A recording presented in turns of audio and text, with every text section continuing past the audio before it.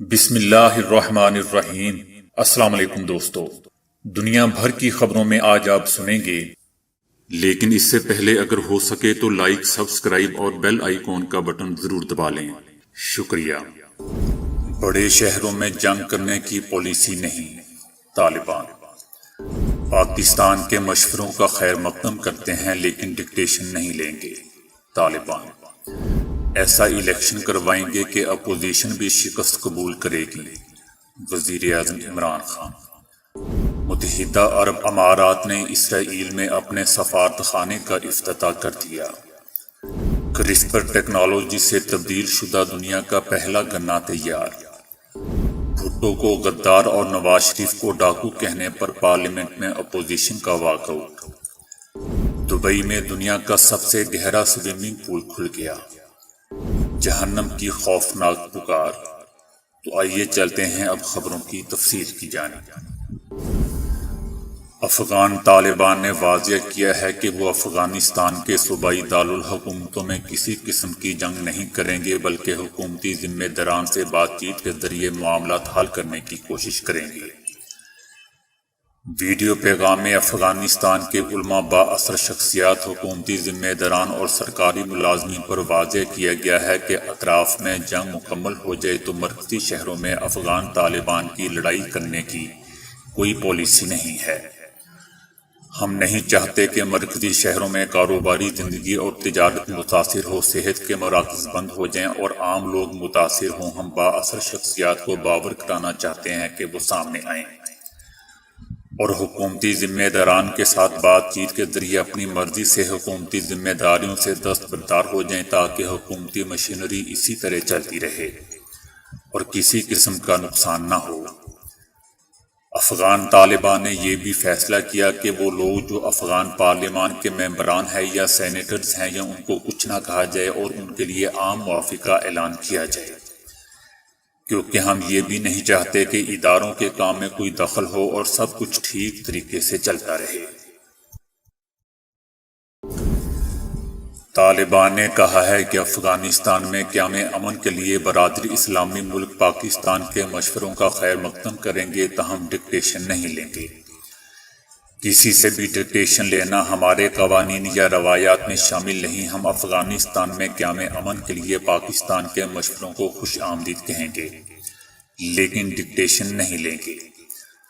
طالبان نے کہا کہ اسلامی اور پڑوسی ملک ہونے کے ناطے اور مشترکہ ثقافتی اور مذہبی اور تاریخی اقدار رکھنے کے باعث پاکستان سے اچھے تعلقات کے خواہش مند ہیں، لیکن اس کا یہ مطلب نہیں کہ ہم اپنے فیصلے خود نہیں کر سکتے۔ ہم کسی سے ہدایت نہیں لیتے، ہماری ایک شورا ہے جو مشاورت کے بعد فیصلے کرتی ہے اور ہم اپنے فیصلوں میں آزاد ہیں جس میں کسی قسم کا دباؤ جبر برداشت نہیں کرتے۔ ہماری پالیسی واضح ہے کہ ٹی پی پی سمیت کسی بھی جماعت، گروہ یا فرد کو افغانستان کی سرزمین کسی دوسرے ملک کے خلاف استعمال کرنے کی اجازت نہیں دیں گے۔ وزیر اعظم عمران خان نے کہا ہے کہ ایسا الیکشن کرائیں گے کہ اپوزیشن بھی شکست قبول کرے گی۔ وزیر اعظم نے کہا کہ اسلام آباد کی آبادی تیزی سے بڑھ رہی ہے، آبادی بڑھنے کے باعث سبزہ ختم ہو رہا ہے، تعمیرات پھیلتی جا رہی ہیں، اسلام آباد کا نیا ماسٹر پلان لانے کی ضرورت ہے، زمینوں کی قیمتیں بڑھ رہی ہیں اور قبضہ مافیا بھی سرگرم ہے۔ قبضہ گروپ کے خلاف کارروائی ہوتی ہے تو ضمانت کر کے باہر آ جاتے ہیں۔ اسلام آباد میں درخت آسانی سے اگتے ہیں، اس لیے ہمیں اسلام آباد میں جنگلات بڑھانے میں اور مسائل قائم کرنی ہے۔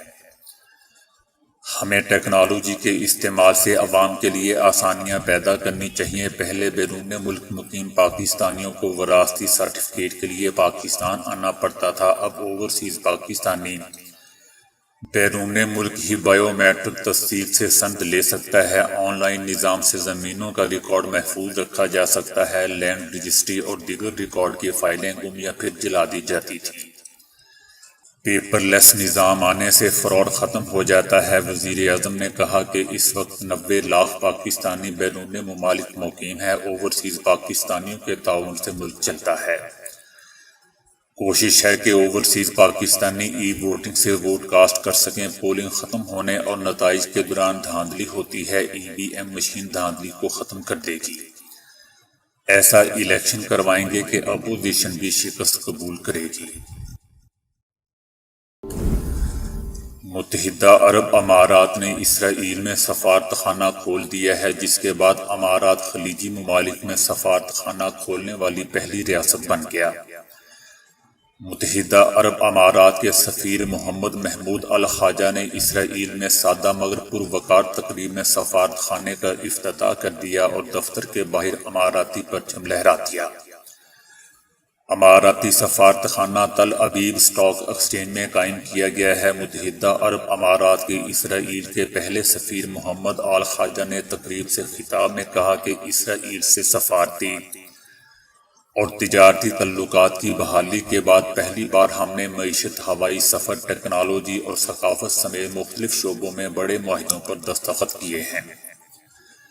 محمد الخواجہ کا یہ بھی کہنا تھا کہ دونوں ممالک کے درمیان سرمایہ کاری پر کافی پیش رفت ہوئی ہے، جس سے خطے میں امن و استحکام اور ترقی کی نئی راہ متعین ہوگی اور خوشحالی کے نئے دور کا آغاز ہوگا۔ اس موقع پر اسرائیلی صدر آئزک نے اپنے خطاب میں کہا کہ تل ابیب میں اماراتی جھنڈے کو فخر سے اڑتے ہوئے دیکھ کر لگ بھگ 1 سال پہلے کا دور دور تک خواب لگتا ہے، اور یہ مشرق وسطیٰ میں امن، خوشحالی اور سلامتی کے لیے ہمارے سفر کا ایک اہم سنگ میل ہے۔ گزشتہ ماہ ہی اسرائیلی وزیر خارجہ یائر لپیڈ نے ابوظہبی میں سفارت خانے اور دبئی میں قونصل خانے کا افتتاح کیا تھا، اور 2 طرفہ تجارت $675 ملین سے تجاوز ہونے کی توقع ظاہر کی تھی۔ واضح رہے دوستوں کہ امریکہ کے سابق صدر ٹرمپ کی ثالثی میں متحدہ عرب امارات، بحرین، سوڈان، مراکش اور کوسوو نے اسرائیل سے سفارتی تعلقات بحال کر لیے ہیں، تاہم ان میں سب سے پہلا اسرائیلی سفارتخانہ امارات میں کھلا ہے۔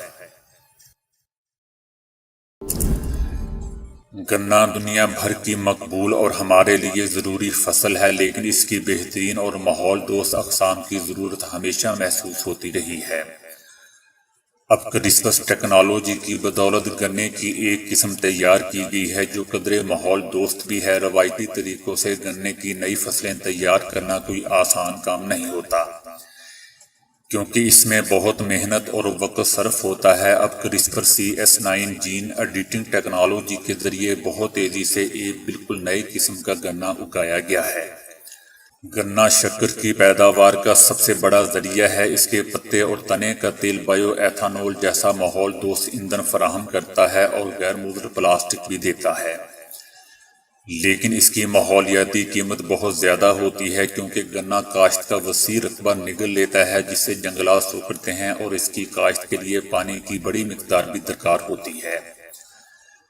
گنے کی فصل اگنے کے بعد اس کے کچرے کو ٹھکانے لگانا ایک الگ مسئلہ ہوتا ہے۔ اب یونیورسٹی آف فلوریڈا کے شعبہ جینیات اور اسی شہر میں واقع DOE centre for advance bio products نے مشترکہ طور پر کچھ مخصوص جین تلاش کیے ہیں جس نے گنے کے پودے کے ظاہری خد و خال تبدیل کر دیے۔ پہلے مرحلے میں تو سائنسدانوں نے گنے میں ان جین کا سوئچ آف کر دیا جو ایک انزائم پر مشتمل تھے جس کی مدد سے پودا کلوروفل بناتا ہے، جس کی کمی سے پودا رنگت کھو دیتا ہے، اور اس طرح اس کے پتے ہلکے سبز اور پیلے ہونے لگے۔ اس طرح ہلکا سبز گنا نائٹروجن فرٹیلائزر کا استعمال کم کرتا ہے، لیکن فصل اور اس کی صحت پر کوئی اثر نہیں پڑتا۔ اس طرح ان پر کم دوا چھڑکنے کی ضرورت پیش آئی۔ ان 2 کامیابیوں سے دنیا بھر کے کھیتوں میں ایسے گنے افزائش ہو سکیں گے جو کئی ماحولیاتی مسائل کو کم کریں گے، اور ان کے معیار اور پیداوار پر کوئی منفی اثر نہیں ہوگا۔ دوستو، یہ تحقیق یا آرٹیکل جینوم ایڈٹ کے تازہ شمارے میں شائع ہوئی ہے۔ حکومت کے بیانات کے خلاف سینٹ اور قومی اسمبلی میں اپوزیشن نے احتجاج اور واک آؤٹ کیا۔ وفاقی وزیر علی امین گنڈا پور کی جانب سے آزاد کشمیر میں تقریر کے دوران ذوالفقار علی بھٹو کو غدار اور نواز شریف کو ڈاکو قرار دینے کے خلاف PPP ارکان نے احتجاج کیا۔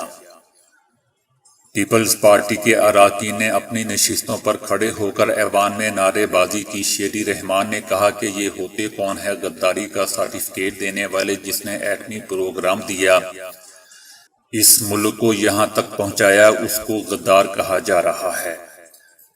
رضا ربانی نے کہا کہ بھٹو کے بارے میں الفاظ اس شخص نے کہے جو شہد پیتا ہے۔